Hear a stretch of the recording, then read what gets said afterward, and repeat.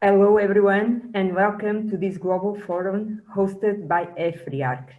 My name is Odete Almeida, President of Portuguese Association of Refrigeration and Air Conditioning Engineers, and I trust that you and your families are doing well.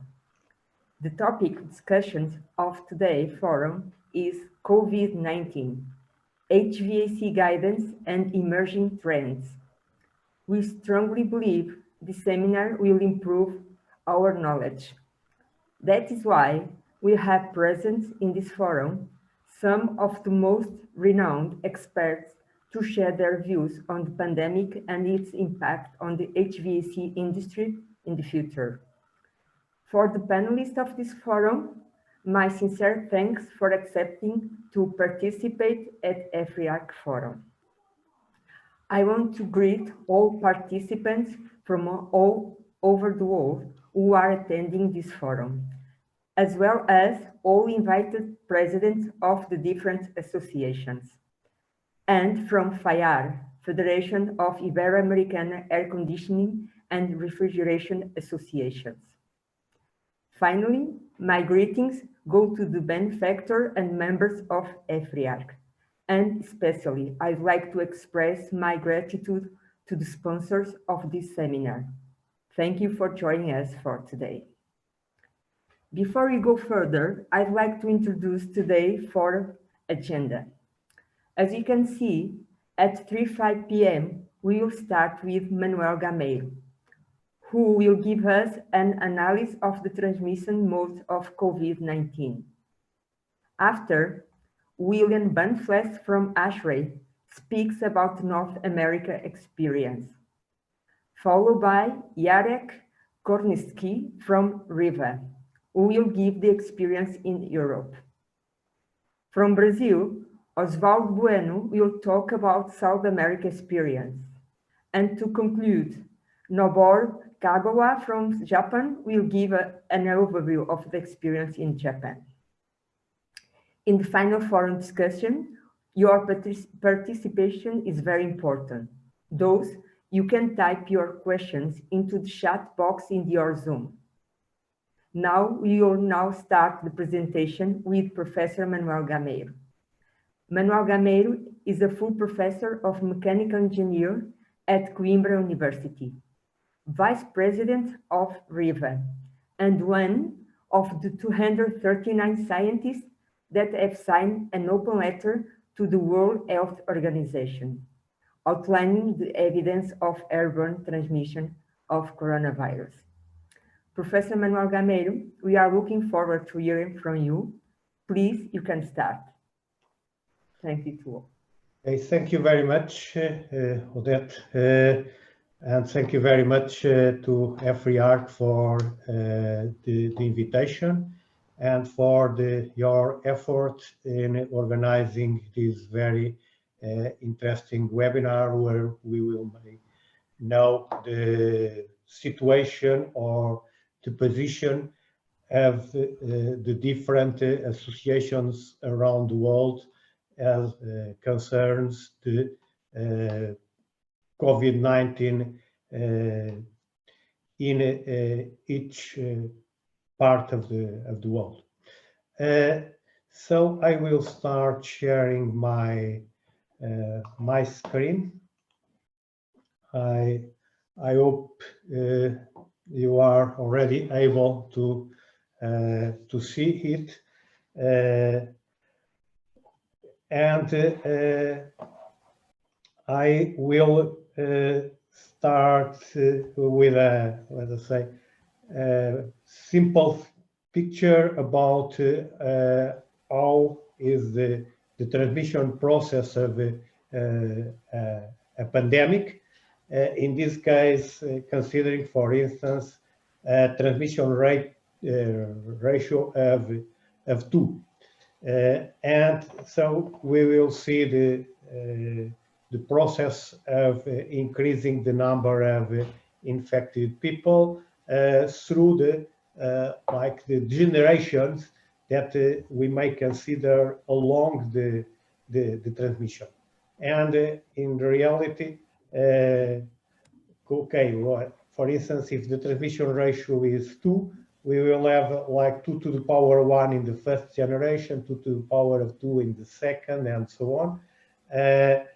And really, in a certain moment, the number of infected people we will have is the number of the generations that occurred so far, subtracting the number of excluded, and the number of excluded we may have excluded by a good reason because it's someone who recovered, or by a better reason because it was someone who was killed by the disease. And it is very important to think that the good effect is to try to cut the transmission lines as earlier as possible in this process, because if I'm cutting a transmission line between generation 0 and 1, I'm divided by 2 the total number of infected. And if I'm doing it in the here in the second transmission line, I'm cutting 25% and so on. But if we want to analyze the implications of COVID-19 with indoor air quality, we should try to analyze more what is one line. And okay, first thing we have to consider what are the dimensions of the SARS-CoV-2, the virus responsible for this disease. And basically, here we have a picture of a microscope image of a colony of SARS-CoV-2 virus in human tissues. And we see that it has a spheroid shape with about 0.1 micron, which means that if we want to fill the diameter of a circle with 1 millimeter diameter, we need 10,000 virus.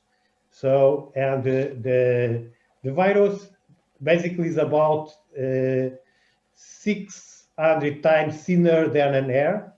And here we are comparing the size of the virus, this black dot, with the droplets that are emitted by people and that have the possibility to become airborne. So those with dimensions less than 10 micron.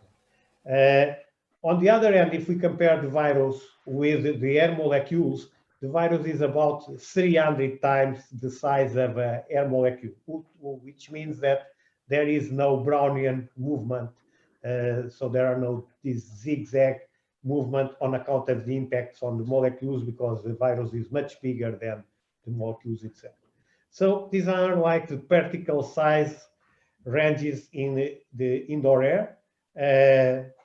Airborne particles with sizes till 10 micron, basically. And the virus, of course, is much smaller than this, so it means that it may become airborne. And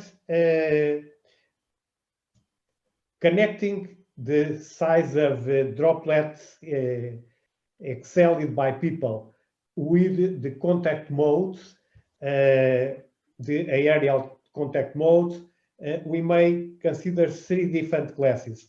So first of all, we have the small particles with the diameter less than 10 micron. And in that case, the force balance is basically quite favorable to the aerodynamic forces, which means that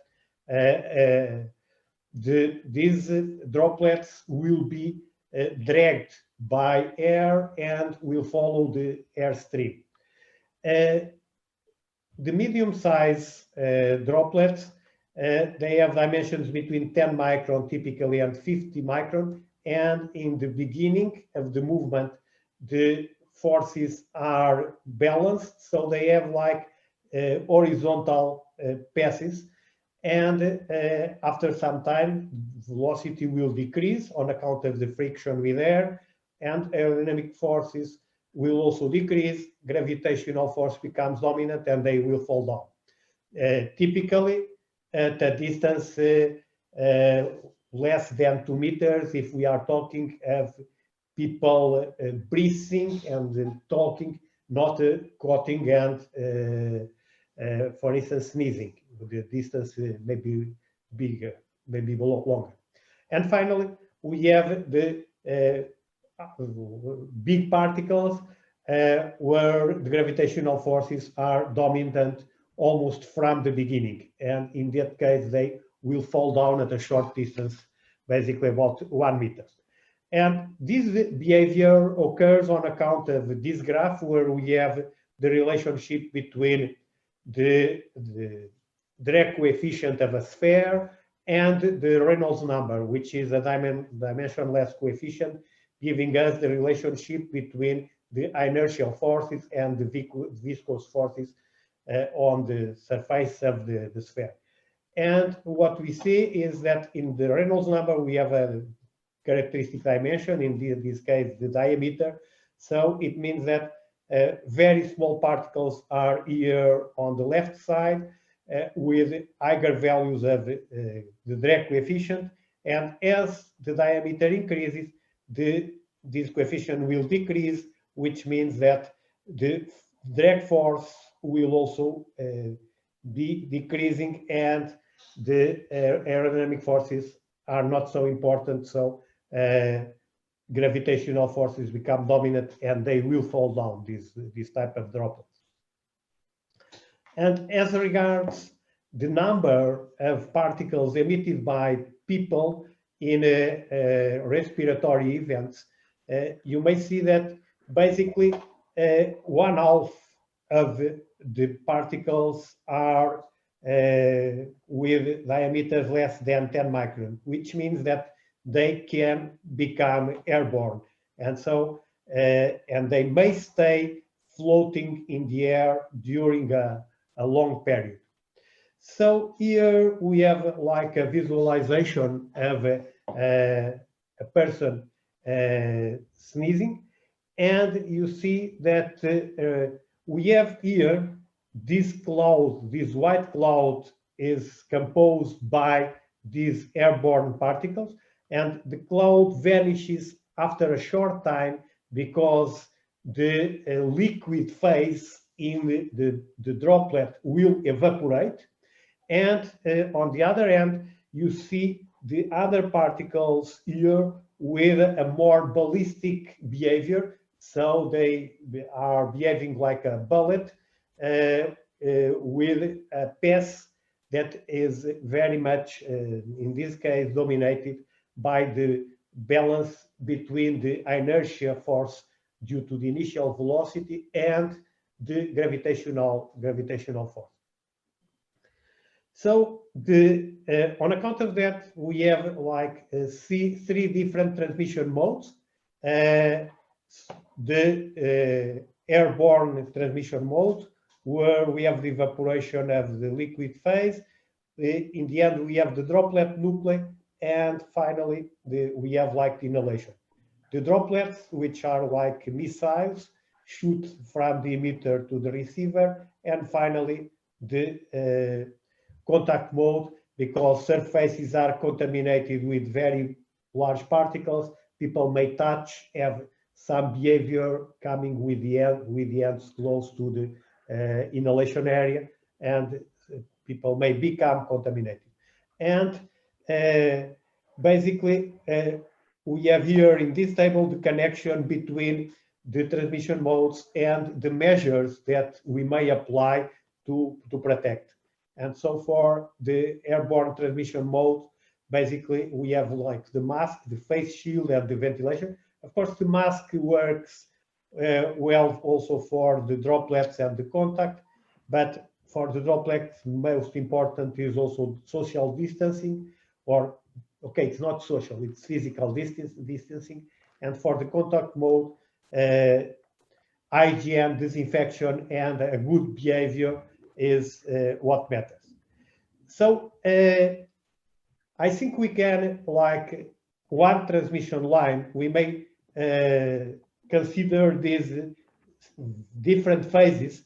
Like there is a phase 1, which is like the production inside of the virus inside the body of the infected person, where we have the main issue is that this virus is multiplying much more than other viruses. And I think this is the reason why airborne transmission is very important, because the viral load in aerosols is much stronger, and thus they may have a concentration that will be enough to infect people.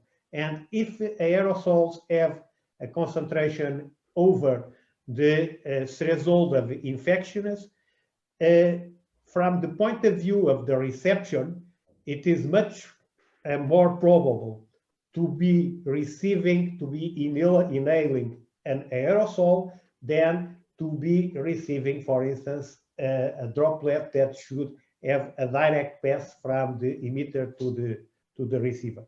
Okay, so these are simulations performed by the team of Professor Hugo Lee in Hong Kong Technical University. And if we represent the result of this simulation, we see that there is not a safety distance when we are talking about aerosols. And okay, here we have the protective effect of masks.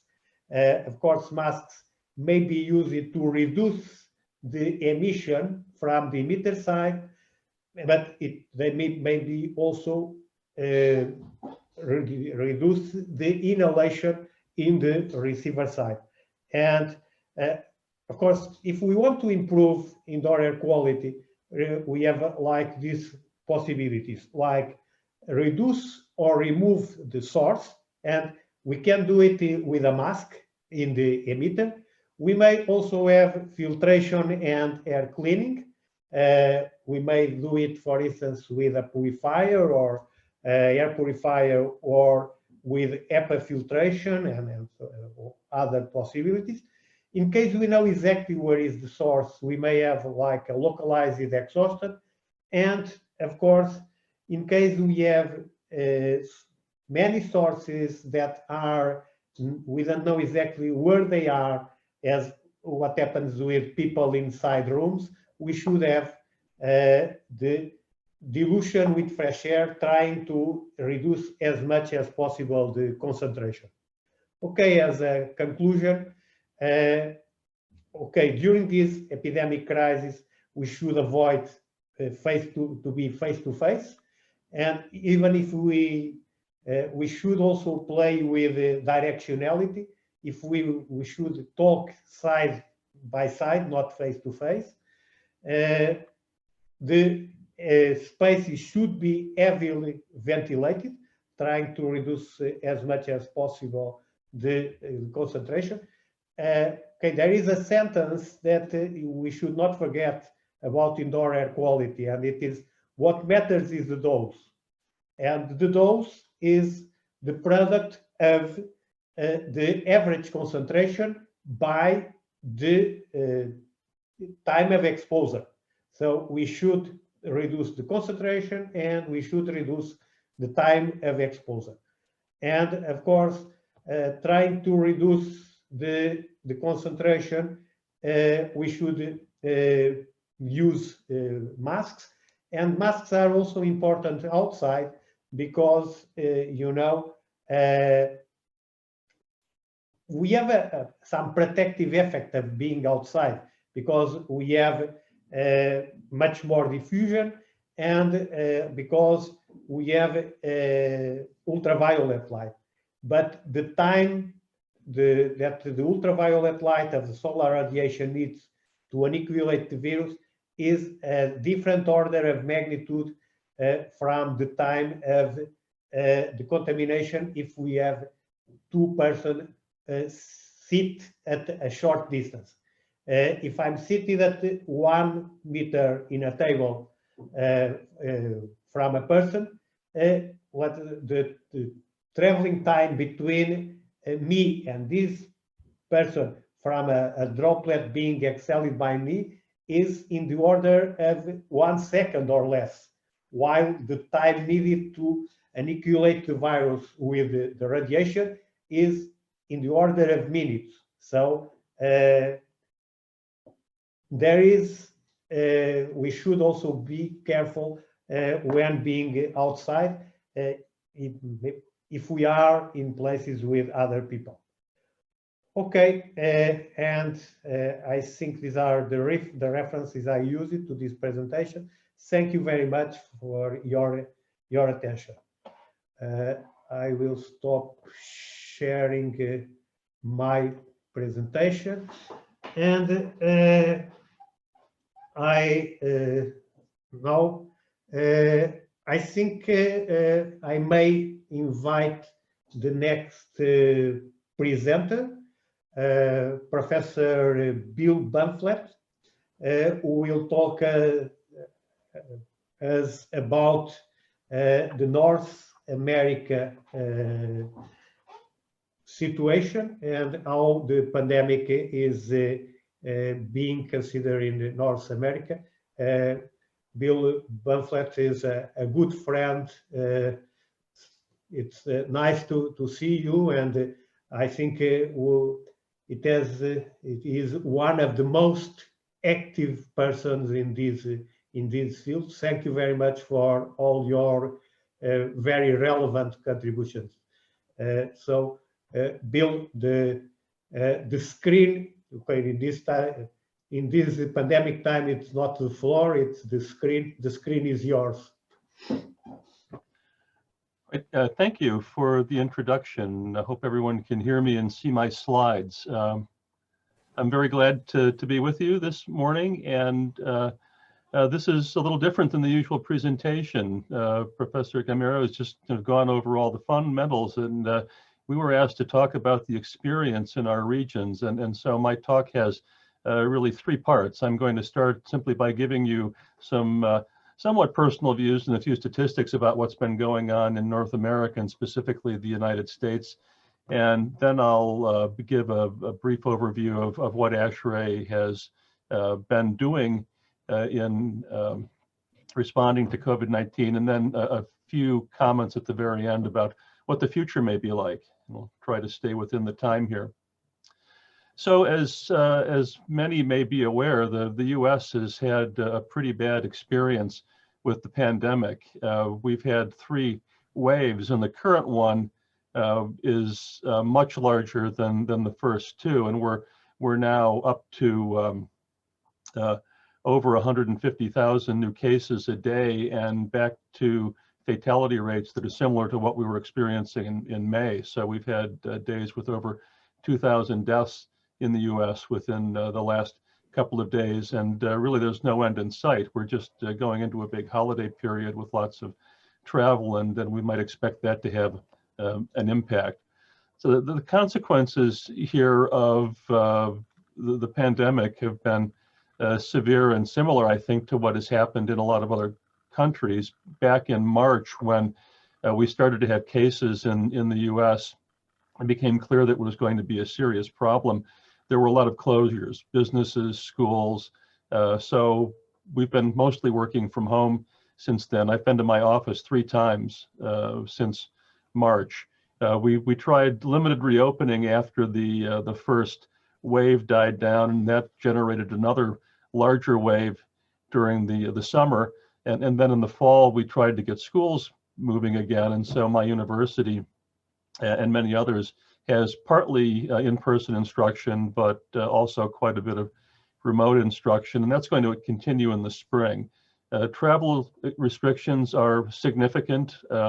Many are prohibited from traveling internationally if they would want to, and we even have restrictions on travel between states in the US in the form of requirements to quarantine and test before crossing some state lines. There have been limits on sizes of gatherings that are quite severe. And I think one of the main consequences is the effect on businesses that have had to shut down. So this figure shows some data for businesses like restaurants and stores and others, personal service businesses. It's based on data from Yelp. This is the world of big data and data mining coming to us. But what you can see is that some types of businesses have been severely affected. That as time has gone on, permanent closures have increased. There are in fact now more permanent closures reported than temporary closures of these types of business. So it's having a big economic impact. The current status of where the pandemic is hot in the US is illustrated in this data from the Centers for Disease Control. So in terms of case rates, lately the worst areas have been in the Midwest and the upper Midwest, the darker states in the map on the left. In terms of actual cases, population matters more, and you can see a slightly different weighting in the figure on the right. The whole country is affected, but the center regions more than some of the others. So I live in a small county in the center of Pennsylvania. It's a county that only has 160,000 residents, and about 100,000 of them are in the area where I live, the State College area. We have a big university here, and there are about 60,000 students who come to the university every year to study. And I've put here the information on our county that kind of shows what's happened as we've gotten tired of trying to behave well during the pandemic. You can see in the cases by day chart, for example, that from the beginning of the pandemic in March through about the middle of August, we had very little in the way of activity here. I think at that point we had about 350 cases and there had been 11 fatalities, and then the students came back.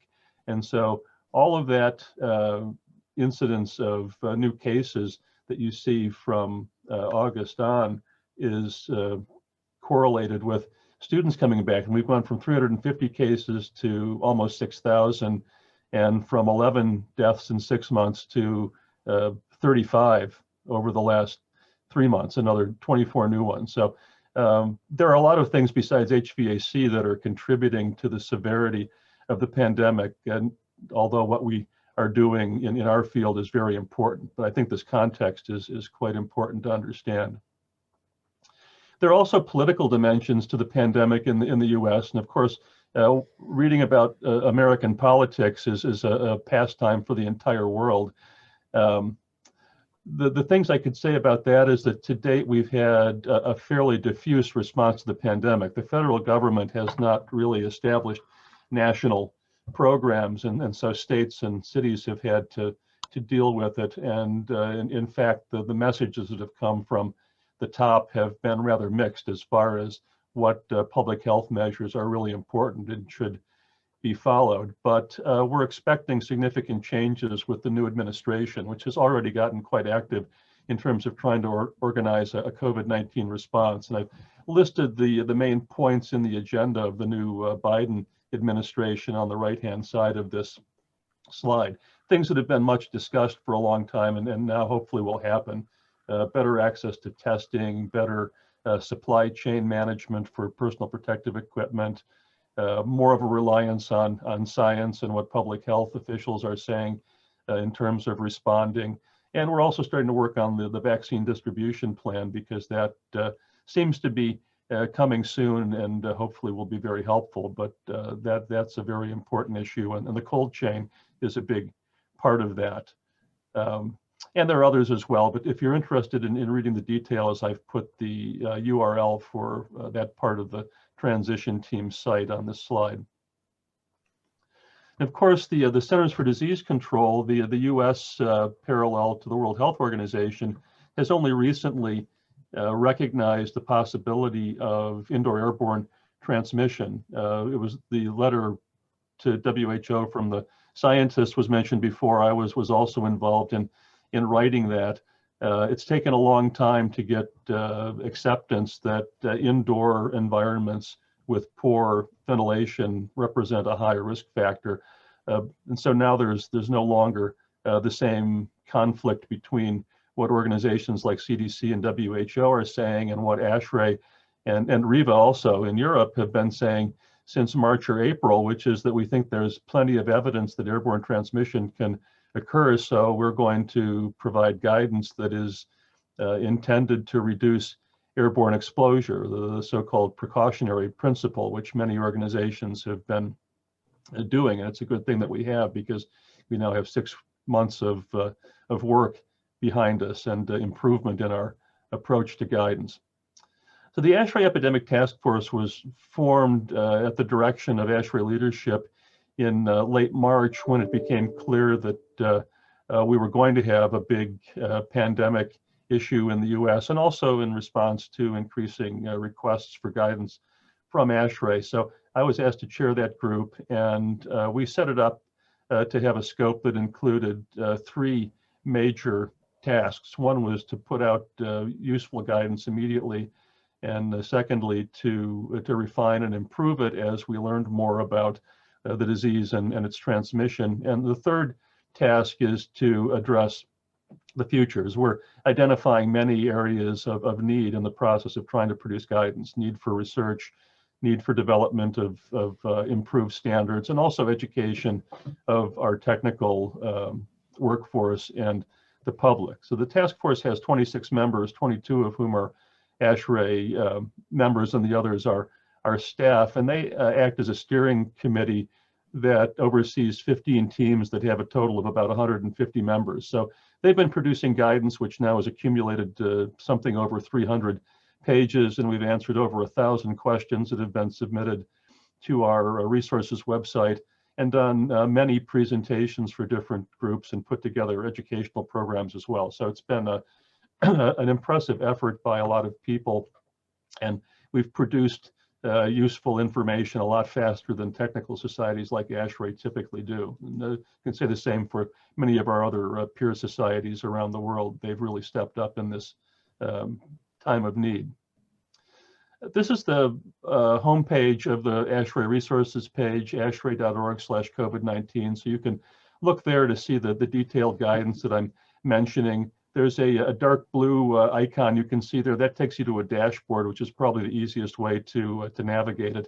You'll also find on that page the email address for submitting questions. So I won't go through our guidance because it's in detail, because it's similar to what other organizations are putting out and to what was already reviewed, but we have tried to boil it down to a few core principles, if you will, that are propagated through all of these more detailed guidance documents that we have on different types of buildings. We've addressed residential, commercial, healthcare, transportation, laboratories, but all of these things are common. The first is the need to follow public health guidance. We know that masks are good for a lot of reasons, distancing and hygiene as well. Our guidance on ventilation is similar to what others do, with maybe one important difference. We are recommending as a minimum that standards for ventilation be followed, with upgrading of filters to a level that's effective at removing respiratory aerosols. So MERV 13, this ASHRAE 52.2 standard, roughly equivalent to EPM1 50%. And this can be supplemented with more filtration, standalone filters in rooms, or air cleaners of various types, germicidal ultraviolet and others, or increased outdoor air as necessary. What we're trying to do is to allow for a flexible approach that can be not only effective in terms of limiting risk, but also allow some consideration for operating cost and for energy use. With respect to air distribution, the main thing we're advising against is strong air currents that can extend short-range transmission. The key to combining these different elements is using an approach that's based on a total uncontaminated airflow rate. So we don't need to do it all with ventilation if we can use filters or air cleaners to meet the requirement. And there's several operational guidelines as well. We've not taken a strong stance on the need for humidification, although some are very big proponents of this. We don't think the evidence is so clear that this is a first order control, but if buildings have humidification, we certainly think it's fine to maintain their set points. Buildings should be ventilated whenever they're occupied, but they don't have to be ventilated all of the time. This is, again, in the interest of limiting energy use, and we don't think that it really increases risk as long as there's some flushing of the building between uses. And we've also addressed things like energy recovery wheels and other potential sources of recirculation. And finally, we think that commissioning of systems is really important. I think we all are aware of how many HVAC systems don't function as well as they should. Just one example, there was a recent report published in the US that looked at schools, and it found that 41% of school districts in the United States, which represents over 100,000 schools, had 50% or more of their HVAC systems in need of major repairs or replacement. And if you go down the list, a few more items, you see windows is another one. So both of those are bad news when we're trying to protect buildings against airborne infection risk. So that's a very quick summary of the ASHRAE guidance. A little bit on impact. This slide shows some of the places that our guidance has been referenced. That's actually in 2 state laws and 1 pending, and guidelines in 9 states and a number of other jurisdictions reference it. And we formed some very good partnerships. We developed some alternate care sites guidance with the U.S. Army Corps of Engineers that relates to emergency healthcare facilities, and we've formed a partnership with the Department of Homeland Security to do research relevant to COVID, and are working very closely with the New York State Energy Research and Development Agency on a number of fronts, education and research, and helping them with some of their programs. So it's been a very effective and impactful effort, and we hope to help the new government as well if they're interested in our advice on making buildings safer. So what will the future look like? I think that what we're going to see is first continuing interest in healthy buildings and wellness as objectives for indoor air quality, not simply comfort and odor control, which is the norm now. And also resilience becoming something that we emphasize. So resilience extending beyond protecting the building from earthquakes and hurricanes and other natural disasters to resilience in the sense of protecting occupants from epidemics and from environmental events like wildfires that may affect air quality.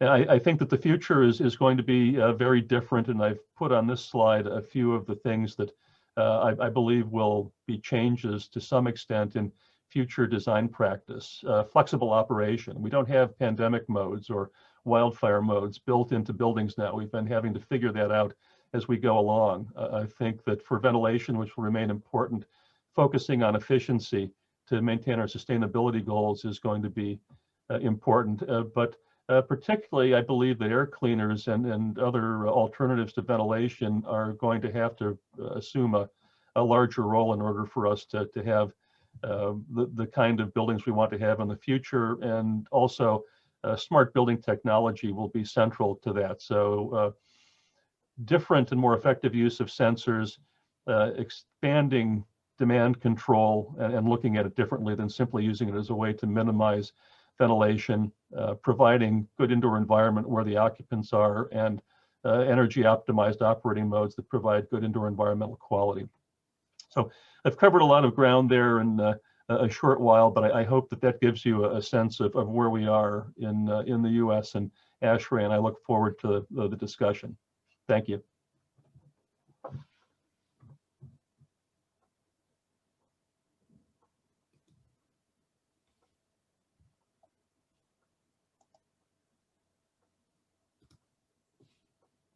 Thank you very much, Bill, for this very interesting presentation and for sharing already your view regarding what will be the near future in buildings. Really, I think we have already some past lines from you to the discussion we will have in the end.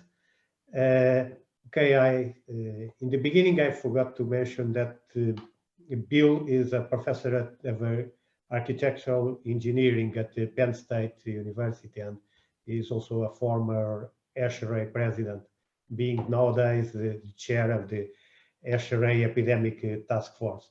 Now we will give the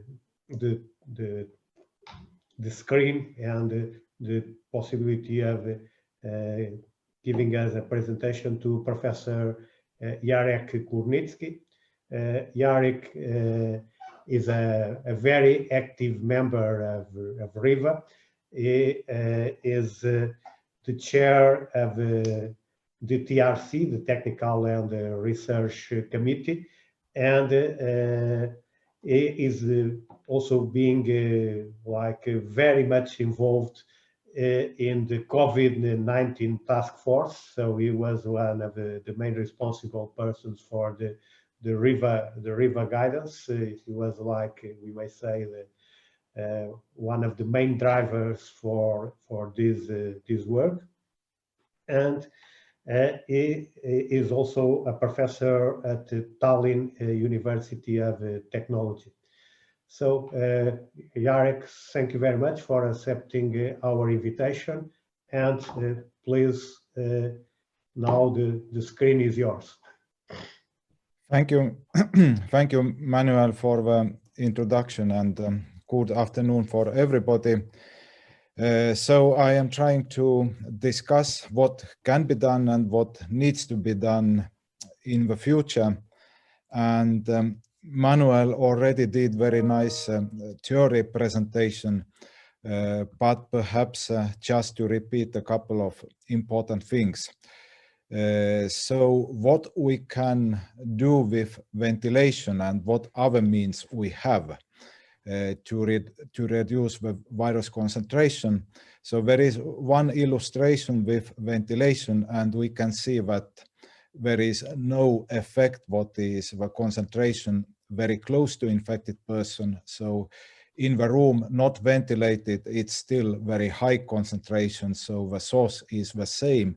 And basically, if we speak about general ventilation effect, this is something, let's say, 1.5 meter from the person, where the concentration is already lowered, well diluted, and will keep constant.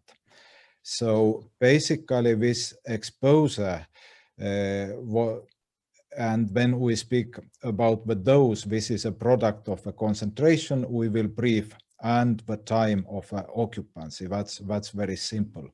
And to remove virus, we can either use a ventilation or we can use filtration, or it's possible to deactivate with UVG. These are the main technical means we have. And if somebody would like to go closer than 1.5 meter with ventilation solutions, then we need to apply already a personal ventilation solutions, and this will be a bigger arrangement compared to general ventilation. So yesterday, actually, it was just released the 4th version of the RIVA guidance, and this will include actually 15 recommendations for the existing buildings, and also a small calculator for the risk assessment, what now can be downloaded from our webpage. But what are the main challenges? So this infection probability calculation is something where more knowledge is indeed needed. We should be capable to calculate it. Something can be done today, but there are high uncertainties indeed. When we don't exactly know how much ventilation is needed, and we don't exactly know what can be done with air distribution when we speak about general ventilation, and there is also personal or targeted ventilation, and performance of air cleaners also depends a lot on the air distribution in the room. So when hygiene of ventilation components, when we speak about possible cross-contamination in, for instance, in the heat recovery or in some other components, that's one important question. And recirculation, perhaps the last one. There is no good general understanding how much recirculation can be accepted or how this needs to be tackled. So evidently more research on these topics is needed. What we know currently about this disease? Basically, these infections have been associated with close proximity, or the second very often case has been that the spaces have been simply not ventilated. From some cases, ventilation rates have been reported and have been as low as 1-2 liters a second per person. So this is roughly by factor 10 less than it should be according to existing standards when we speak about 10 liters per second per person. But we don't know is this enough or not. There is not very good evidence for that. When we have some evidence from hospitals where much higher ventilation rates have been used, starting from 6 air changes per hour and something. There are some examples with existing standards what you will end up in different type of rooms. And in meeting rooms and classrooms today, it's quite often we end up with 5 air changes. So these are pretty close to the hospital ventilation and can be already quite safe. And WHO has started to speak about 6 air changes per hour very recently. So this is something where we see that high capacity ventilation is needed, but indeed this is case specific, depends on the size of a room and many other parameters. And for that purpose, we need to be capable to calculate infection risk somehow. So Wells-Riley model is a most common dose response exponential model what has been used. And this can be used for any airborne virus, like a common cold, which actually has quite a similar emission rates compared to SARS-CoV-2, and also for the influenza and so on. So there is some data already published for this SARS-CoV-2, but when it depends a lot on the activity, and especially if somebody is singing or loudly speaking, then the emission rates can be very high. But let's say for not speaking person, sedentary activity, this is quite the same range compared to common cold. And these calculations can be conducted. This RIFA calculator is already now available in our webpage. Everybody can download and then calculate similar results, which will show for a certain period of occupancy here, 8 hours, what will be a risk in a specific room if it is assumed that one infected person is in the room. So for instance, open plan office, well ventilated, it will keep below 5% for 8 hours, but not well ventilated open plan office, less than in current standards, the risk will be significantly higher. And there is nothing can be done in very small rooms like this 2-person office room, even if well ventilated, risk is very high. But what is interesting to see in the classrooms with different ventilation rates, risks keep quite low. So both the ventilation rate and room size will matter because resulting total airflow per person is important to dilute the concentration. So recently CDC provided a report that from the homes telling that if somebody is COVID positive in the family, then 53% of family members will become sick within 1 week. And this is something you can try with this calculator. So when we speak about home ventilation, having significantly smaller capacity than the ventilation in public buildings, when the risk is very high. And indeed, this calculation does not consider any close contact. So it means in homes, ventilation is not a solution. Indeed, it needs to be, focus needs to be put to the staircases and other common spaces where ventilation indeed is needed, but inside your house or flat when a person just needs to be isolated to a specific room. Another very fundamental issue is how this virus can be filtrated. If we are using air cleaners or filters in the return air in the case of a recirculation, when actually filtration in public buildings is quite easy because we don't need to target 100% of filtration efficiency. But a size range of these exhaled particles is something from 1 micron to very large ones, and our interest range is mainly from 1 to 10 microns, where you can expect, let's say, highest amounts of droplets exhaled.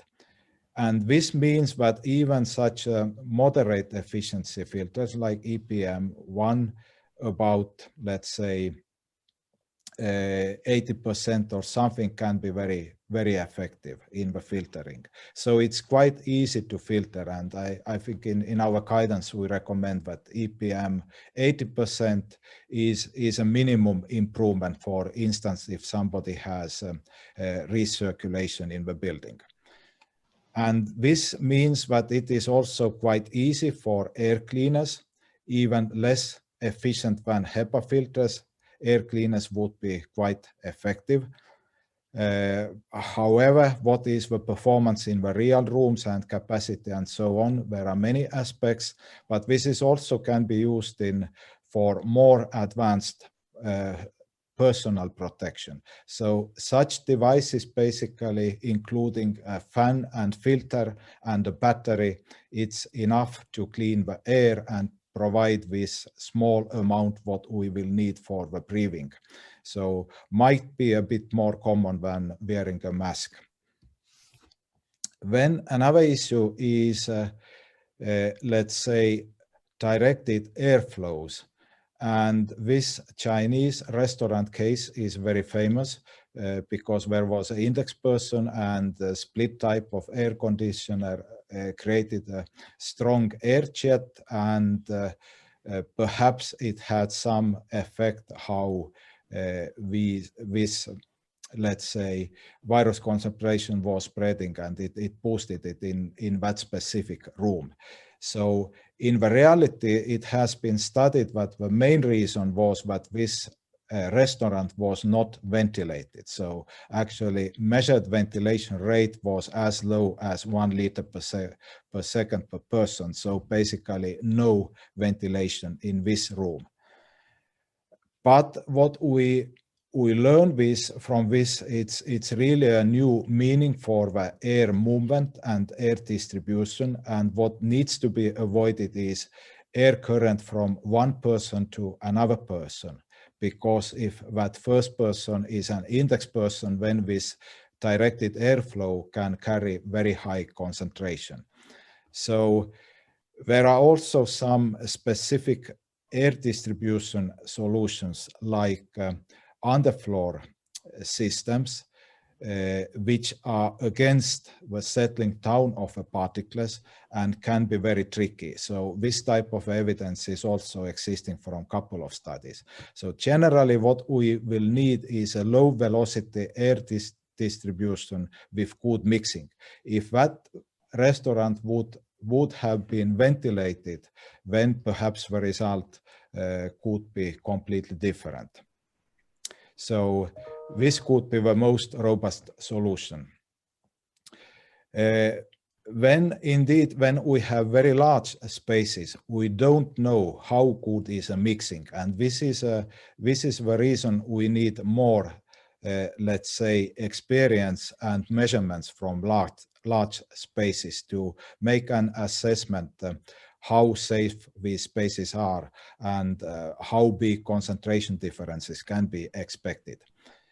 Then it is also a question, can some local exhaust applied if somebody will increase the number of extract vents, when perhaps this will help to reduce the concentration. The problem is we don't know where the source is located. So it's a kind of a matrix of extracts what is needed to be able to reduce the concentration. And indeed, it's a question of ventilation sizing and standardization. What we can say today, at least category 1 ventilation rates can be recommended because they are higher and will reduce the risk compared to very commonly used category 2 ventilation rates what are in the standards currently. And if somebody will design and build a high capacity demand controlled ventilation system, then indeed we will face some new challenges. Typical operation range with today air handling units is, when we speak about airflow rate, it's about from 40% to 100%. But if we double airflow capacity, then we will need airflow rate from 20 to 100%, because this 100% is something we need only in the condition of epidemic. And in common operation, we still will need these airflow rates, what we are using today. But this will indeed lead to some new challenges in air handling unit and ventilation system design. But this is something what indeed can be solved by good engineering, no doubt. Then what can be done with personalized or targeted ventilation solutions? There are also many opportunities to provide air to the breathing zone and to do it so that concentration will be lower in workspaces, or to apply this in smaller meeting rooms, which actually are not safe spaces, but the large ones are much more safe. So this is, and sometimes this even does not need to be very complicated solutions. Very simple fans are enough to separate. So exhale particles from index person from another person. This is even not so difficult technically, but indeed these are fixed to the furniture, and when typically the seats are fixed and space use flexibility, this has been something what has limited the use of these type of solutions. When it was already 2013 available a personalized ventilation solution for the airplanes. And actually, in this case, the seats are fixed and it's not so difficult to integrate the ventilation to the seats. What is needed to have a personalized supply and also exhaust. And that would make airplanes very safe. Today, it's only way to use a mask in the airplane, but this is something what really would be needed in these days. But unfortunately, no manufacturers implemented this solution in their production, but it's at least available. Then it's a question of how we can monitor what we have a good ventilation. And today we just recommend take a CO2 measurement and we tell what limitation CO2 measurement will have, because it depends on the occupancy and so on. Perhaps something more dedicated monitoring can be developed. This is one important question. When we have provided quite detailed guidance, for instance, for rotary heat exchangers, where one can suspect if equipment is not working properly, some carryover leakage could happen and some cross-contamination can be the result. But this is something what can be controlled and the guidance will exist, but this is just one example of such cross-contamination what can happen in ventilation system. And indeed, this is very important topic to avoid this type of cross-contamination. So to conclude, there are indeed very many possibilities to improve ventilation solutions to reduce the risk of transmission of any infection disease in public building. Today, we already can recommend category 1 ventilation rates, but perhaps even more significant improvements and higher capacity ventilation systems would be needed in the future. So with outdoor air ventilation capacity is an issue, air distribution, cross-contamination, air cleaning, and also IAQ monitoring aspects, what can be seen as a first priority. In Europe, we have this renovation wave, and that would be very good to retrofit existing buildings so that the ventilation solutions will be improved at the same time. And indeed, it's a kind of a recommendation for the funding agencies and industry to invest to develop practical technical solutions that can be easy applied to existing buildings. And in the longer run, indeed, we need to update building codes, standards, and guidelines to be revised to improve preparedness for future epidemics. Thank you. Thank you very much, Jarek, for this very comprehensive presentation and for telling us what is being done in Europe at this level. I think we will have also interesting topics for the discussion. Now, okay, I will introduce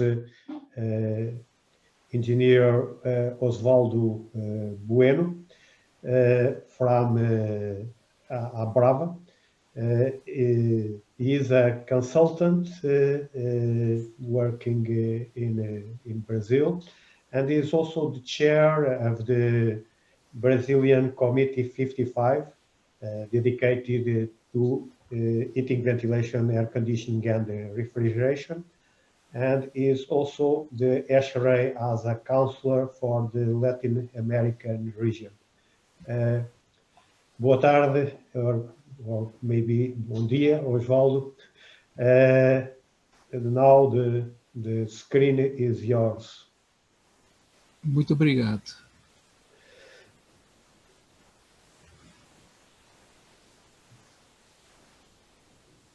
Meu Deus, sai daí, sai daí.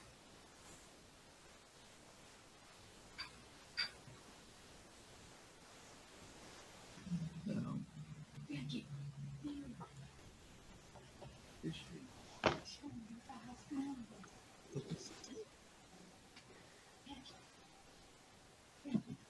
Bom, boa tarde a todos. Good afternoon, everybody. I would like to thank EFRIARC for the invitation to come and be a part of this fantastic team of engineers and decisions made to improve our health and help us to go and move to this difficult time and situation. And I'm representing Abrava, that's the Brazilian Association for HVAC. What I would like to do, I would like to talk about external and internal air quality.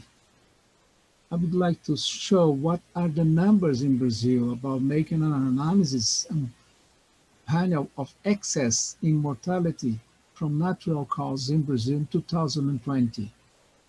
There are other data about reduction of other flu disease because of some of the actions we're told. And talk a little bit about Abrava. I would like to start with this. This is a very old stuff. It's important for me because it's from the starting point of Brazil in some way. Brazil was discovered in 1500. And my city is São Paulo de Piratininga. Piratininga means dry fish. So the Portuguese used to give the name of the city of the saint of the day and a local name. And this is a letter made by José de Anchieta, a Jesuit priest. And it's important because it talks about outdoor environmental quality is, and likewise, if they were to make house in the company here, it's just a small part of the text. It would be good for us to make an exchange with the brothers of the College of Coimbra, so that the ill disposed of them would send to us here, as long as they have a good foundation of virtue. Here they would heal with the work and goodness of the land. So this is the expression he used, goodness of the land. I like it very much in Portuguese. They say, aqui sarariam com os trabalhos e bondade da terra. So they say, if the place you are living, the outdoor environment is good, you are in good place. So, and this was quite common in that time. I'm talking about 1500, that people come to Brazil. We don't have large cities or things like that, to heal themselves. And the other one, I would like to talk about the indoor environmental quality. And this was an annual letter from the province of Brazil. The year is 1583, from José da Anchieta again, to the General Superior, they call Preposito Geral, Cláudio Aquaviva. This was in São Salvador, that's the name of the city, and the state is Bahia. 1st of January 1584. The College of Bahia, they have a new college, and he wrote, nothing new was added to the school building other than a very spacious infirmary exposed on both sides to the fresh and healthy air. If they didn't do that, have windows in both sides, opposite sides, and have a good outside air, it won't work. So we need this. We are living beings. We need living areas that we can stay, but will do something good for our health. So let's see, what are the numbers in Brazil? What happens here in 2020? So we have what they call a monitoring of death indicators in a strategy recommended by the World Health Organization to assess the direct and indirect effects of the COVID-19 pandemic on countries. The analysis of the evolution of excess mortality complements two other frequently used data, which are confirmed number of cases and death cases by the disease already available.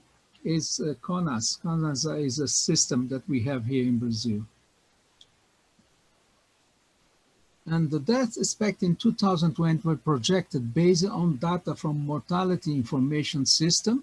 We have a register of everybody that dies in Brazil and why he died, so they can check that.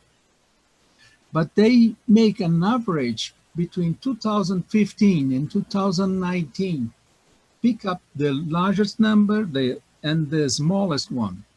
So you will see a gray area in the graphic.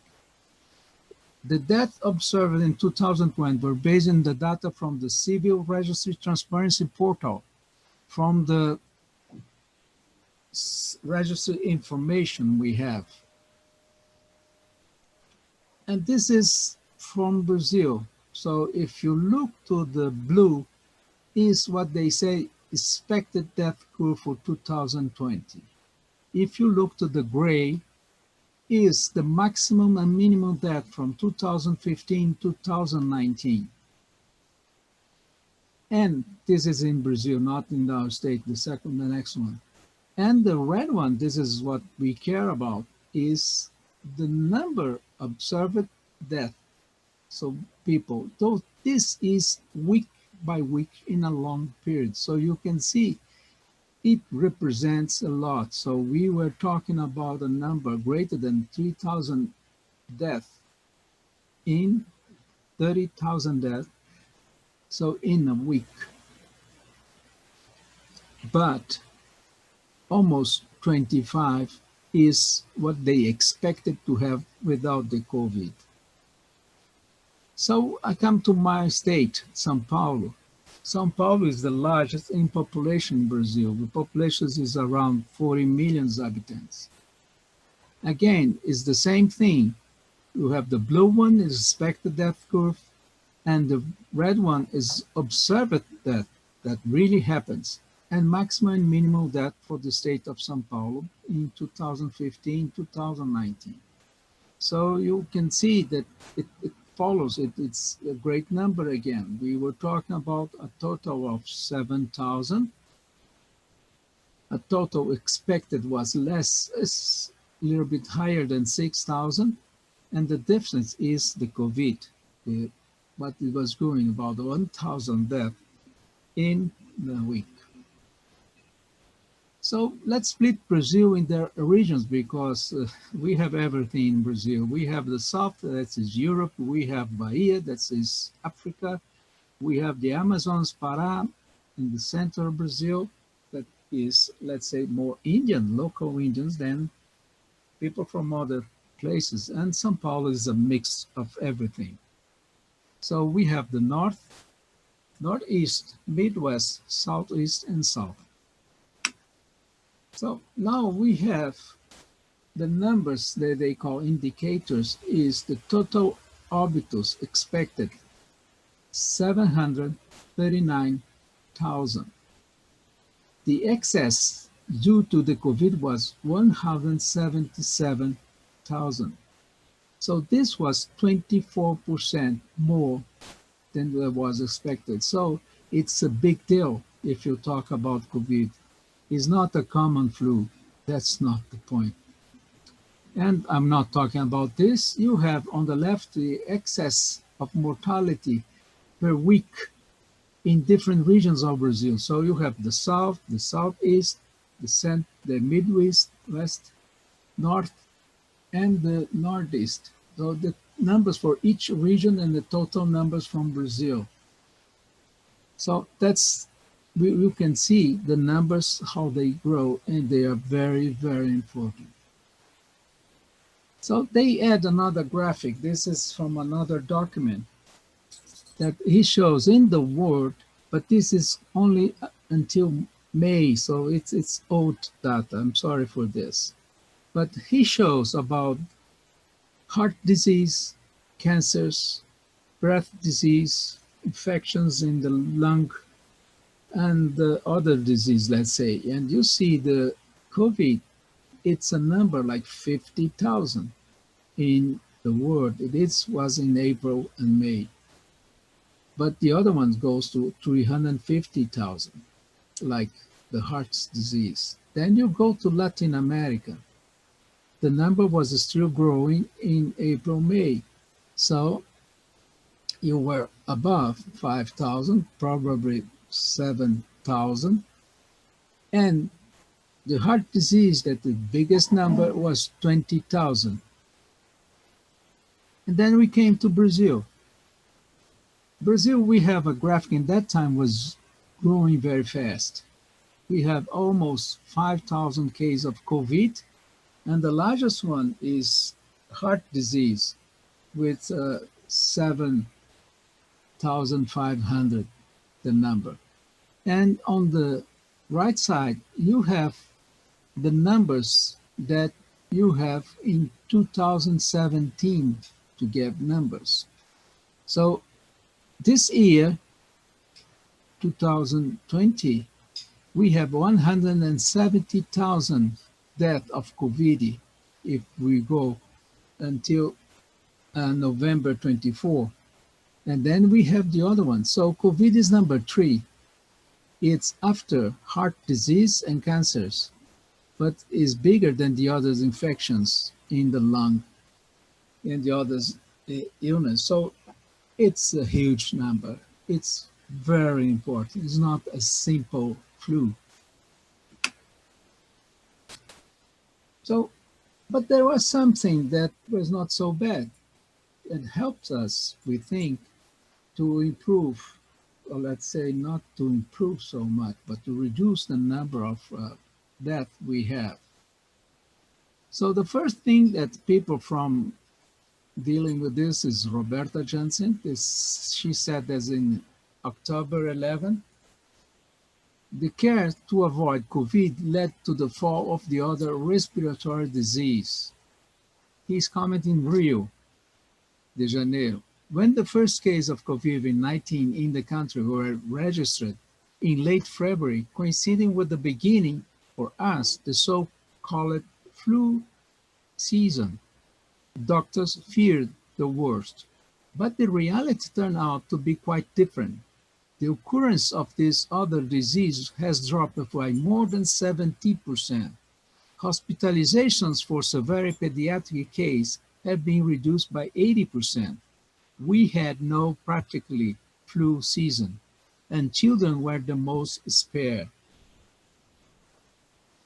So the number of occurrence of severe respiratory syndromes caused by the virus RSV, one of the most common between March and June for us, fell 76% between January and August this year, when compared to the average of the last 3 years in the same month. So flu case also reduced to 62%. The numbers are from the InfoGrip system from Fiocruz. It's a medical department of the government. So the whole scenario was set to have a particularly serious influenza season this year, said Marcelo Gomes, another person. In mid-March, however, social isolation measures began. Schools were closed. Campaigns to encourage hand washing and the use of alcohol gel took over the media. Although the mask was not recommended first, soon after it was also adopted by the population. So according to Gomes, the actions we took to try to slow down the speed of which COVID spread were effective for other respiratory viruses that have the same transmission dynamic. So it reduced the other ones because they have the same transmission dynamics or process. So another person, a pulmonologist from Fiocruz, said that the high coverage of the influenza vaccination achieved this year also contribute for this fall. So they believe that we have something around 90% of the target about our Sistema Único de Saúde, the coverage for the vaccines. So this was very good because it helps to improve the defense of our bodies. It's not specific for this disease, but it helps in some kind for your body to fight better. This is an equation that you will find the hospital book from Ashray, and it's important because from it that shows what we are doing. If you have an infection, you need a dose, that's the quantity of the infection agent present. You need a region of the body to be infected, the site. You need to know the virulence, aggressiveness in terms of contracting and severity of the disease, host exposure time, and host defense level. So what we can do, if we talk about HVAC, we can control in some way the dose. We can do filtration and ventilation.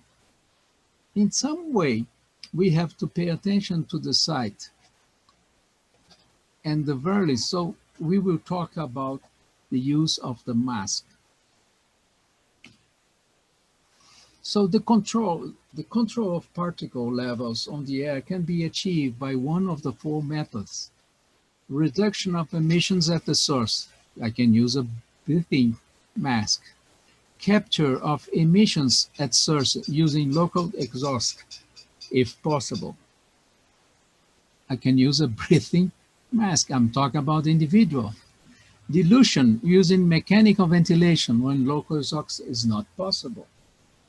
And particulate removed by air, filtration and recirculation. So what we focused in Abrava was dilution, outside air, improving the outside air and its quality, and also filtration and recirculation. So what we did in Abrava. In Abrava, we have what we call Renabrava, is a recommendation about system and air conditioning in general. This was the number 9. So ventilation in a HVAC and R system to reduce the risk of contamination of people with SARS-CoV-2. And we create also, in some way following the example of Ashley, an ABRAV COVID channel that you may find official communication lists, videos from ABRAV, interview with the experts, legal bulletins. In Brazil is a difficult if you have to deal with people that say that they get some disease because he works for you and so on. So this, you need some legal orientation also. Economic department information is difficult to live in such a situation, so we must know what we can do better or what we can expect from the future. General question, there is a long list of questions and answers. And so this is the HENABRAV. I'm not going to read because it's long, but the idea was define actions that can be implemented in existing installation that have mechanical system for HVAC and R to reduce the risk of contamination of people. And those actions, they should be done in a very low price, let's say. Something that is possible to do, like increase the filters efficiency, or if it's okay, and also increase the ventilation.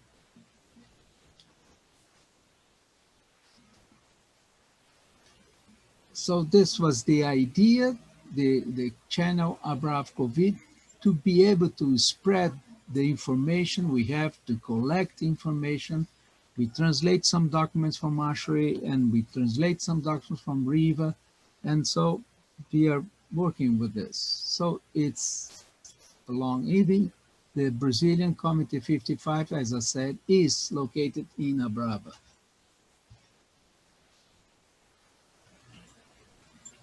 Videos from experts.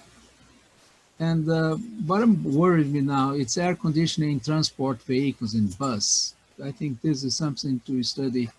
It's very important.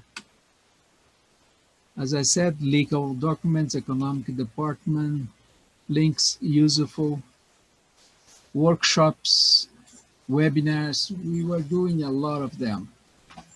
But also there is a Brazilian Society for Control of Contaminations. They represent also another Brazilian committee from ABNT, the Brazilian Association for National Standards, 046. And that's it. I'm sorry if I run a little bit. I hope it's okay. And if there is any question where I take all the things that I wrote, you will find in the bibliography. Thank you for your attention. Thank you very much, Osvaldo. It's funny because you start the presentation exactly with something that, you know, I'm a member of the College of Coimbra. So it looks that if I'm in a bad mood, I should move to Brazil. According yes, to... if you want to heal yourself. Maybe not today is no longer appropriate, but in the past was. Okay.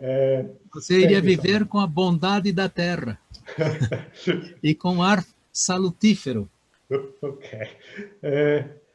Okay, thank you. So now we will have the presentation of Professor Noburo Kagawa from Japan. Professor Noburo is a professor in the Department of Mechanical Systems Engineering of the National Defense Academy of Japan. He is a former president of GSRAE, the Japanese Society, and is executive in the executive committee and the management committee of the Industrial Refrigeration Institute. and is also the EFRIARC HASA counselor for the Asia region. Thank you very much for your availability to share with us your experience. The screen is yours. Please proceed with your presentation. Thank you very much, Professor Gamila. So I try to operate my presentation. Thank you very much for giving me a very important chance to present Japanese situation about COVID-19. As you know, currently we also have the strong effect, the bad effect by the COVID-19. About 40,000 people infected and 2,000 people died from January. So this is not a big number, but big effect to the people and also economy. It's almost same situation in your country. And also today we have this third wave. That's also the big effect to all of us. So today I would like to explain about the related laws in Japan, and also the system of the HVAC, and also the Japanese new technology, including ventilation, filtration, electrical treatment, and the sensing system. So there is a related law, several related law, but some of them are just keeping the good situation inside of the room, IAQ. Professor Noburu, Yeah. Just a question I have here in the chat. Will you use some slides presentation, or do you have some slides? Yes. Yeah, because the slides in this moment are not being shared. Already, okay, I will check. So you need to, let us say, to go to the share screen on the on the bottom of the Zoom window. There is a share screen button, and if you click there, you will have the possibility of sharing your screen. Okay, just let me try. Okay, how about this one? You can leave. Yes. You can see. Now, okay. now we have the slides. Thank you so much. Okay, thank you. I'm sorry that one. So I want to say there is a Japanese related law. It's coming from the kind of IAQ and also the building standard law. And there are some kind of recommendation from the government and expert. Today I like to introduce briefly. This is the building management law that show the just keeping good situation inside the room. That the law just introduced about 3,000 square meters big size school, and including 8,000 more square meters more for school. And that time we need such kind of the airflow 30 square meters per hour per person. That level is just keeping, so the carbon dioxide level 1,000 ppm or less.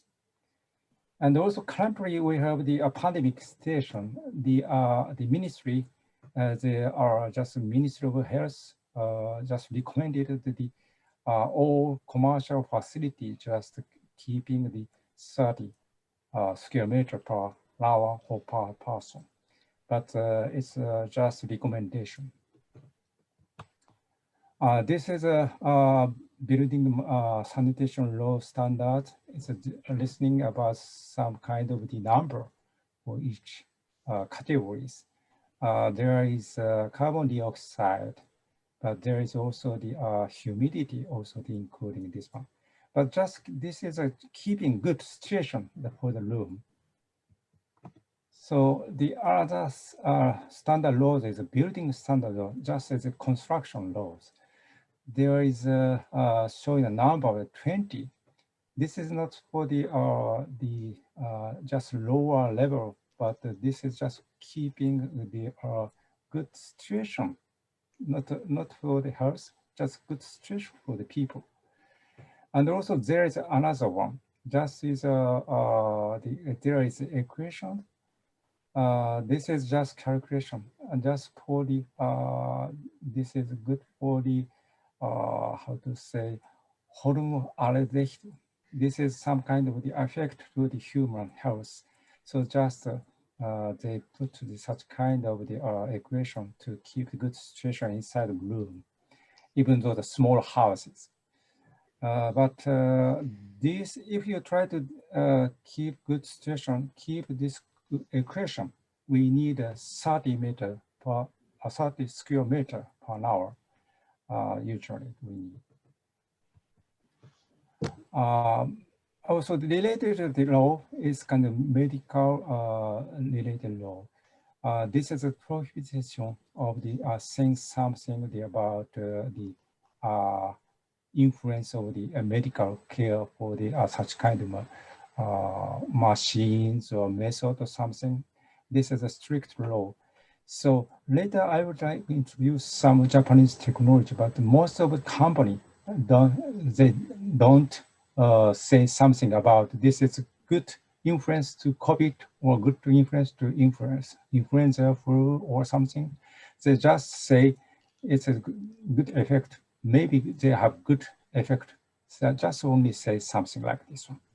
This is something kind of low, but so this is sometimes the kind of war to expanding such kind of good, or I have no idea, good technology to the people. This is a kind of the recommendation from the society, academic society. We can say chassis. This is the Air Conditioning and Sustainability Engineering Society. They just revised such kind of the some terms. So they just recommended, just keep the building sanitation law, just I explained it. That is just good for the COVID-19 maybe, and just risk of spread infection is considered to be extremely low, they said. But the room air conditioner and commercial package air conditioner or fan coil unit not equipped with medium performance filter, that time we need some kind of ventilation system, they say. That's a very important thing. And also the there is sometimes they must take care of airflow direction. Usually we must take care, we must put masks in, even though inside the room, if there are many people, we must take care about the circumstance and the situation inside the room, even though the people. Because some people, sometimes the people include infected people. That is a very good bad situation. So they just time usually appropriate ventilation they recommended. And also there is a special case, for example, hospital criticals. Usually they just indicate some indication like this one, are very detailed. And also there may be sometimes like this one, important items, just opening windows. They say 2 times each hour. That's enough to represent all air from the room. So this is maybe good situation, even though there is infected persons or not. Anyway, this is just I want to briefly explain about the Japanese technology, which may be affected to the such kind of protective from the COVID effect. As you know, there are many pollution items, including PM 2.5 and another dust, mold, virus, and chemicals items. So HVAC system is a very useful items to protect these items from the people. But I think this time the ventilation is most important items. And there is also filtration and the electrical treatment and sensing. They also are very important. So I would like to explain it briefly. So as you know, and also the other presenter explained about the importance of ventilation. So they're writing about ventilation, but finally opening a window is a good item, good system. But as you know, there is a difficulty for the, it depends on the building style. If they are higher level, higher story building, they cannot open window. So that time still we need a special ventilation system. So this is a diagram of the air conditioner. It's conventional air conditioner. This is a simple one. This conditioner is a cooling coil, heating coil. Just the air is coming inside, and just air conditioned air just supply to rooms and return back to the exhaust. Some of it just return to the air conditioner. So this is this means it's just returning with some kind of the wheels and but materials. So there is another system. This is a total heat exchanger system. Just supplying clean air to the inside. And outside, just the old air, old air just go to the outside. There is a heat exchanger system to keep the temperature inside is to almost constant. This is good idea. Maybe later I will show you. Because this is this return air flow rate is limited. So, but this is almost perfect to changing the room as designed. This is another machine. This is the outside system. This is a outside air, just inside, and receiving the heat or just radiating heat by using the vapor compression cycle, and the air is just air supply. And there is the return air from the room, and just the room, just the heat exchanged the cycle, and the air is exhausted. So that means it's perfectly separated from the inside and just separated the temperature inside, outside. But the air is exchanged dramatically. That's also good for the house. And how about the VRV and VRF? There is a VRV usually the putting it here like this one, and not ventilation system. We must put fan, just supplying just the exhausting fan. So it is not good for the efficiency. So that time we need a total heat exchanger sometimes, or like this one. This is kind of the heat exchanger system, or just putting the another air conditioning system to supplying the fresh air from the outside. So that time we can use VRV or VRF for the just combination system. So to keep room clean. And also there is another one, already putting the VRF in the stores or small small buildings. That it's difficult to put such kind of the total heat exchanger system or the additional air conditioning system. That we can put the such kind of the retrofit installation total heat exchanger. This is small one, just put on the wall, and this machine can suck the fresh air and heat exchanger system here, just the exhaust the inside room air. And this is the big one. Just you can see this is the total heat exchanger just for the retrofit installation. This is also. So this is very easy to installation without cost, without higher cost.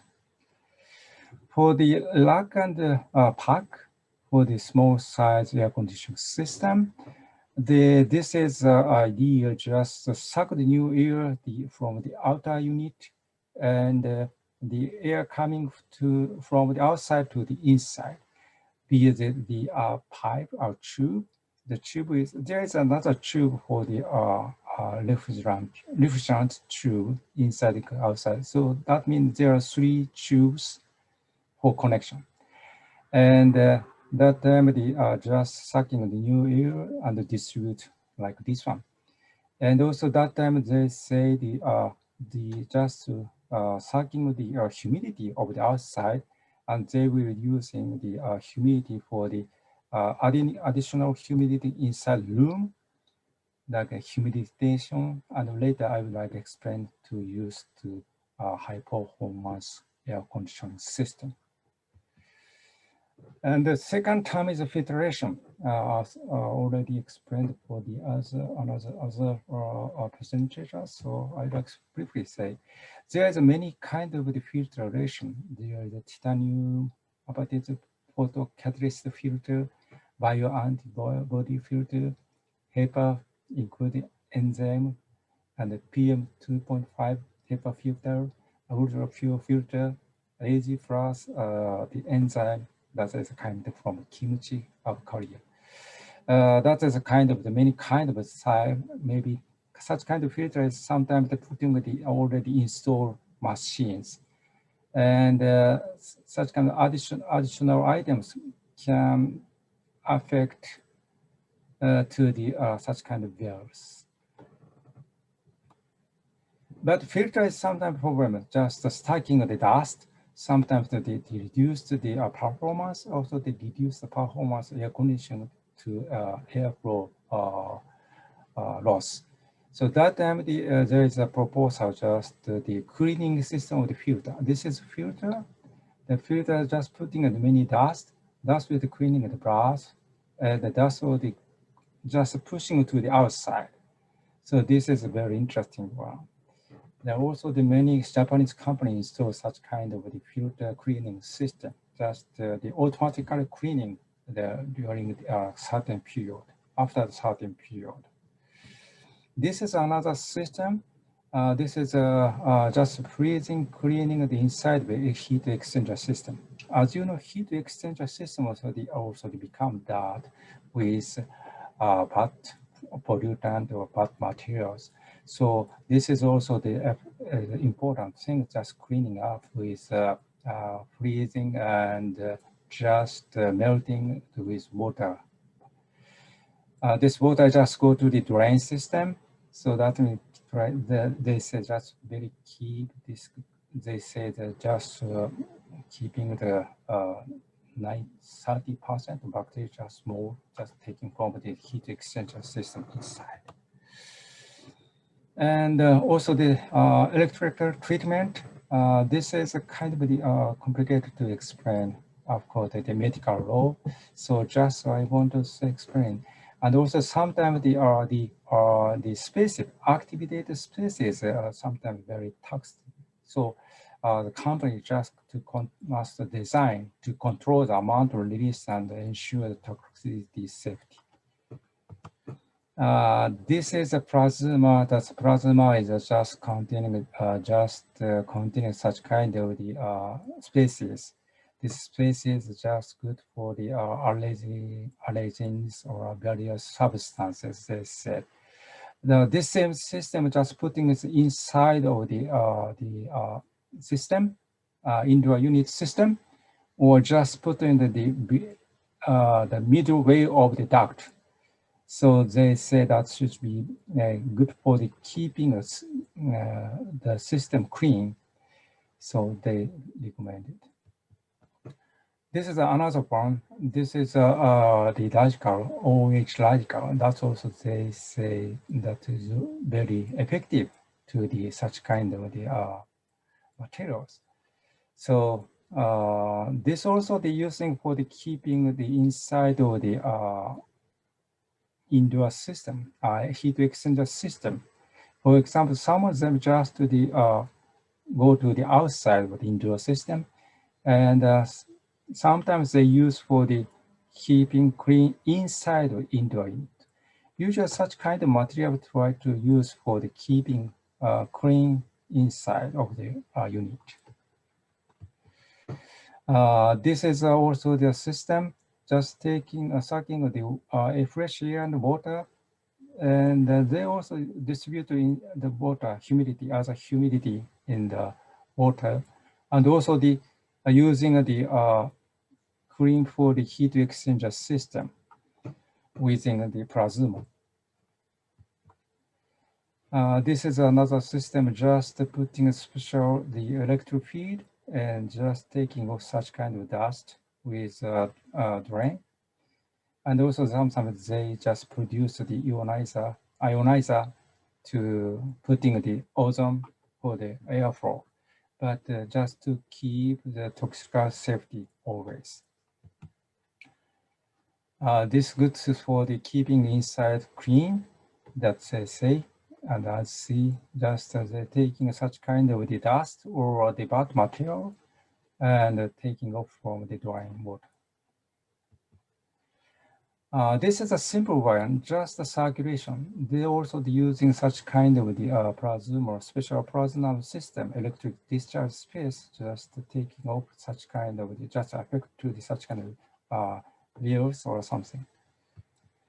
And the sensing system, temperature, humidity, human motion, air quality, including fine particles, dust, carbon dioxide, and room layer. There are many sensing systems we already applied. This is carbon dioxide, just checking inside the room, and they try to changing the airflow rate depending on the person's number or just carbon dioxide level. This is also the sensor system. This sensor is just sensing floor plan, wall, floor, ceiling, status, position, distance. There are many stations just watching this like this is kind of spy camera or something like that, watching this through inside the motion of the people or the situation of the window, and just checking the air condition, the operation station. There also the flap.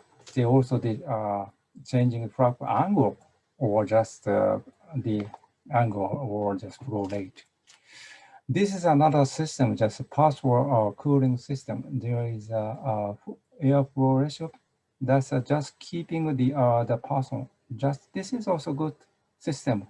Just make such kind of zone, a special zone for cleaning.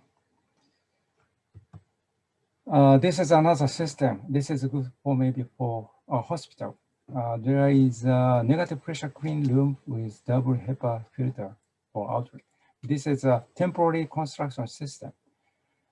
So some of them are just production in Japan, but some of them are already selling in Europe, European country. So maybe you can find such kind of technology. So this is all my talk for today. Thank you very much for your attention. Thank you very much for your, let's say, very interesting presentation with many technical solutions to improve indoor air quality. I think now it's the time to have some debate.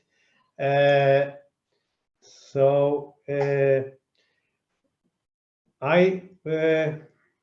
think we, before addressing some of the questions that we have in the chat, okay, I would like to ask you a single question to the different presenters, and it is the following. Of course, we know that now we have a new paradigm because we have like till now standards where the ventilation requirements were mainly defined taking into account the concentration of chemical pollutants and particles. And now I think we should be very much aware about the biological content of indoor air. And okay, in the framework of this introduction, my question is, from your point of view, what is the main research question that we have nowadays, in case we want to have an effective resolution of the problems related with indoor air quality in what concerns infection diseases? Okay, I think we may use exactly the same order of the presentation. So I may ask Bill first. The biggest research question. Maybe your cat can also give an advice. No, Marvin has his opinions, but he doesn't share them very much.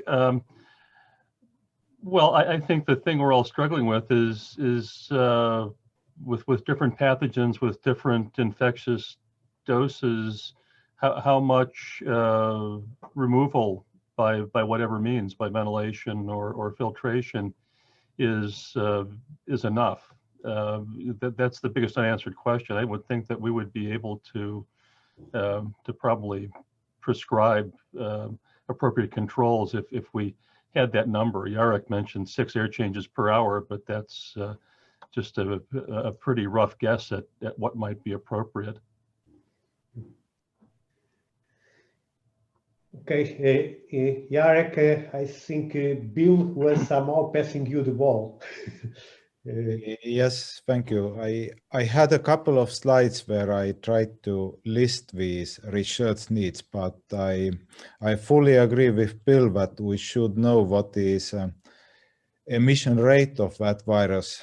So when we will know what is the source strength, when it is possible to design measures to keep this under control.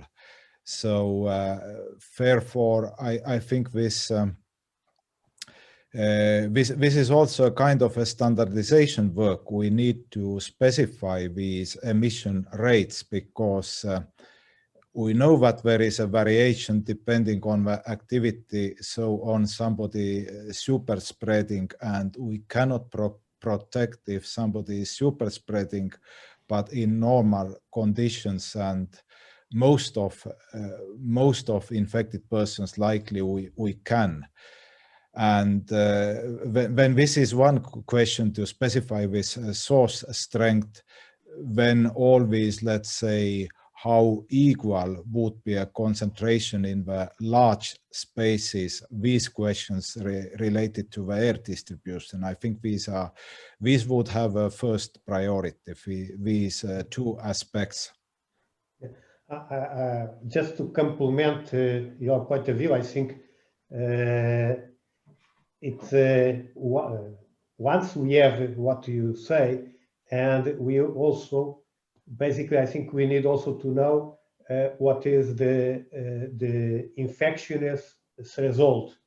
So we need like also to have what would be the reference value in terms of concentration that we should not exceed, taking into account, for instance, the age and maybe some factor related with what Osvaldo has mentioned. It's how good is the immunity system of the person. So I may also put the same question to Osvaldo. Okay.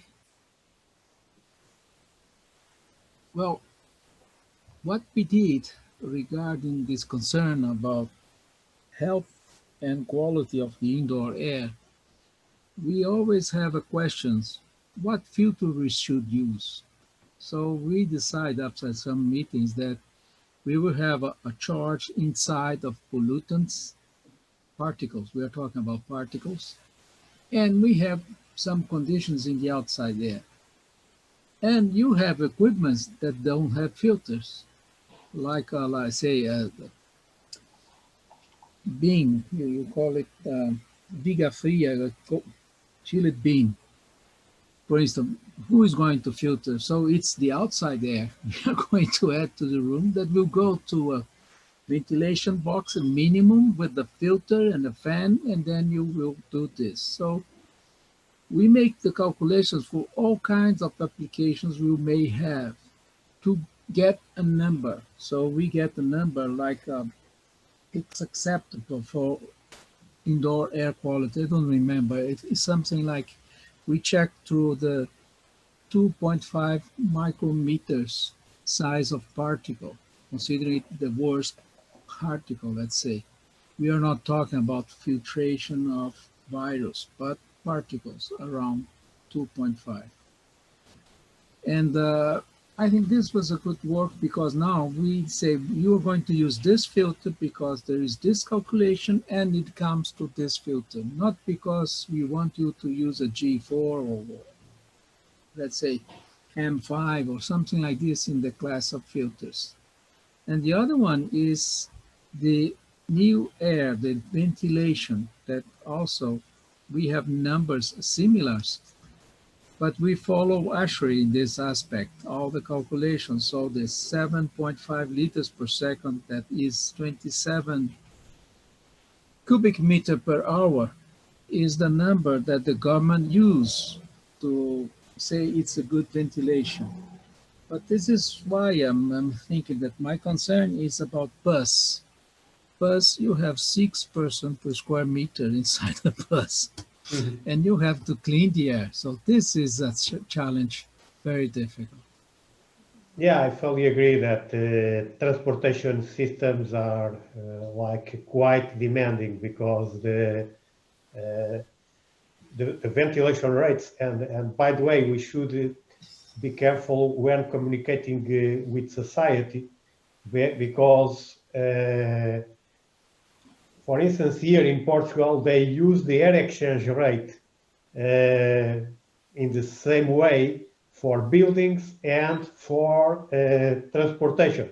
And in transportation, 5 air exchanges per hour is nothing because we have like 60 cubic meter and 60 people. So the fresh air flow rate will be like 6 cubic meter per hour. So we should tell the society that when dealing with transportation is the fresh air flow rate per person.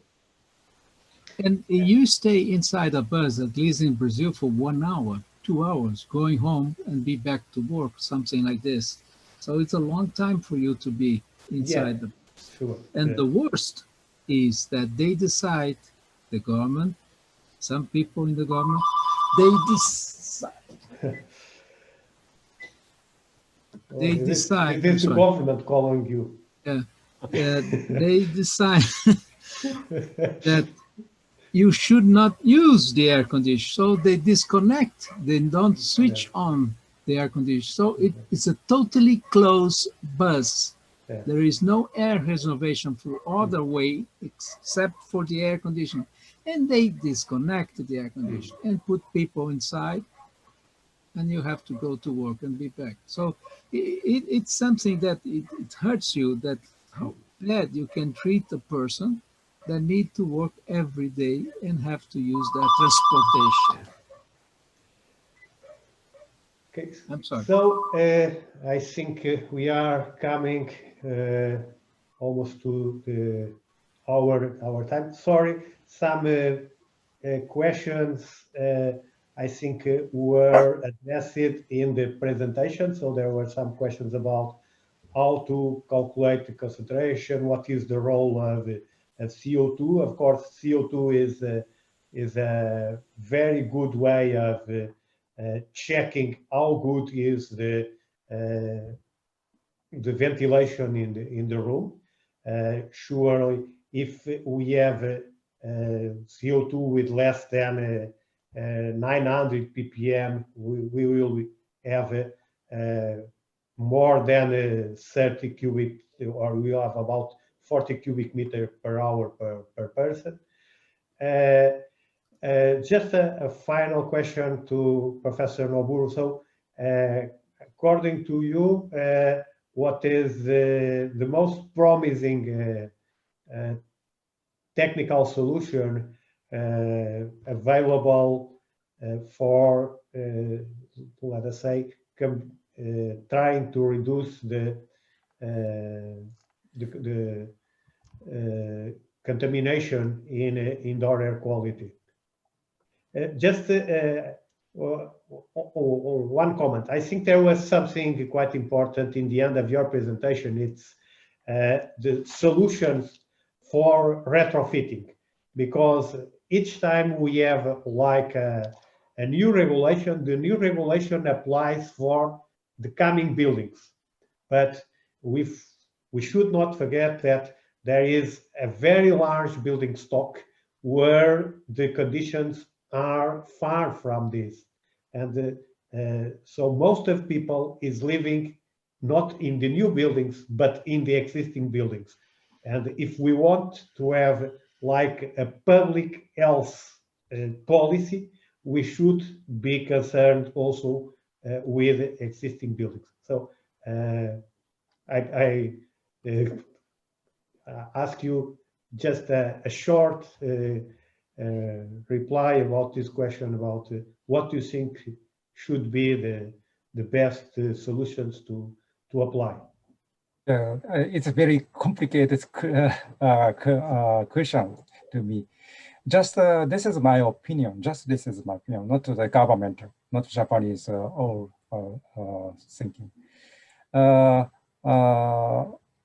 I think the just try to apply the systems which you can apply as possible, because we have no idea which items should be useful to protect the COVID from us.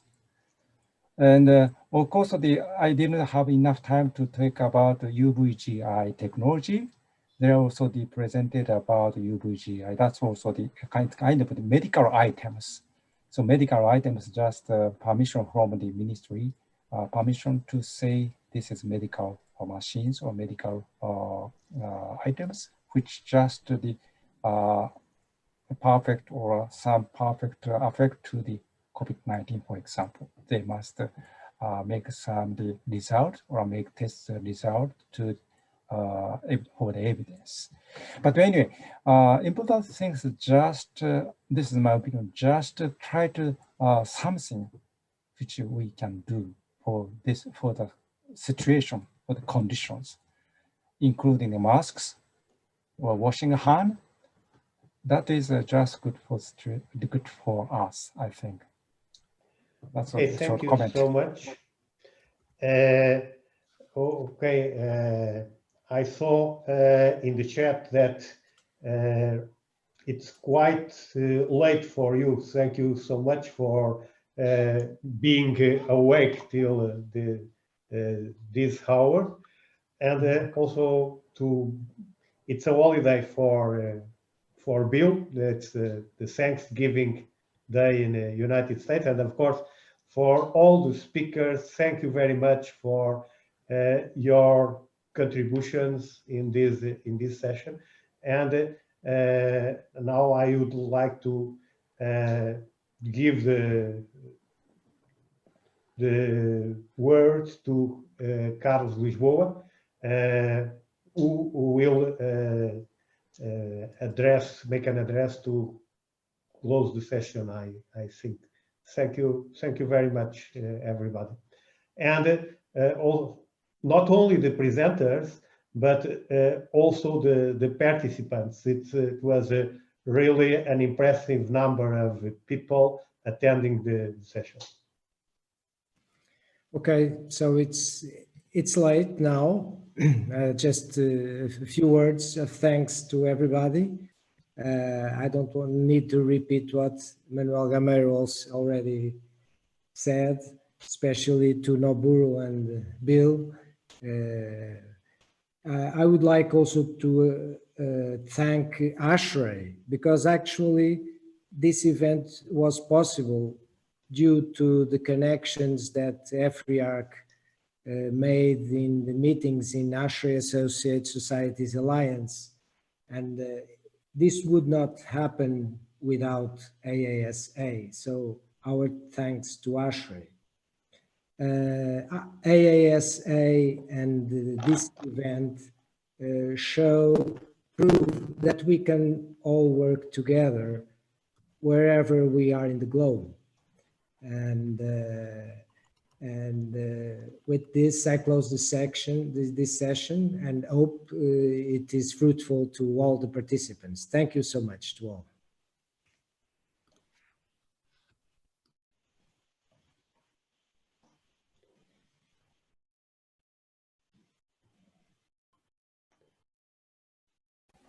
Okay, we are closing. See you next time. Bye-bye. Thank you for the invitation. Thank you Obrigado. so much. Thank you. And, Bye-bye. Thank you. Bye, thank you. Bye-bye. Agradeço o convite. Stay safe. Yeah. You too.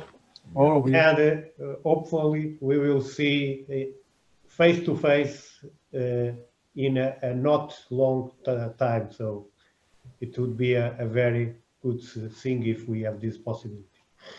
Indeed. Bye-bye. Bye-bye. Bye-bye.